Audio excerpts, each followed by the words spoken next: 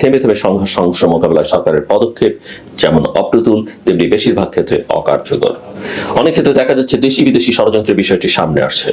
পতিত সরকারের ক্ষমতাসীনরা ষড়যন্ত্র তত্ত্ব দিয়ে রাজনৈতিক প্রতিপক্ষকে ঘায়েল করতে চেয়েছিল, শেষ পর্যন্ত তারা সফল হয়নি। অন্তর্বর্তী সরকার ক্ষমতায় এসেছে ছাত্র জনতার অভ্যুত্থানের মধ্য দিয়ে, বিপুল জনসমর্থন নিয়ে।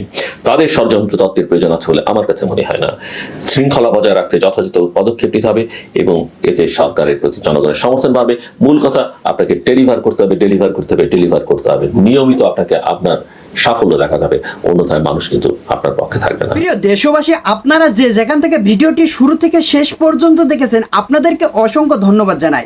দর্শক, আপনাদেরকে আরেকটা রিকোয়েস্ট করতে চাই, যারা এই ধরনের নিউজ ল্যাব দেখতে পছন্দ করেন, দেরি না করে এই চ্যানেলটি সাবস্ক্রাইব করে বেল আইকনটি অল করে দেবেন। তাহলে দেশের সকল আপডেট খবর এবং রাজনৈতিক খবর সবার আগে এক ভিডিওর মাধ্যমে দেখতে পারবেন। তাহলে দর্শক শ্রোতা সবাই ভালো থাকবেন, সুস্থ থাকবেন। দেখা হবে পরবর্তী নেক্সট কোনো নিউজ অথবা দেশের কোনো আপডেট খবর নিয়ে। আসসালামু আলাইকুম।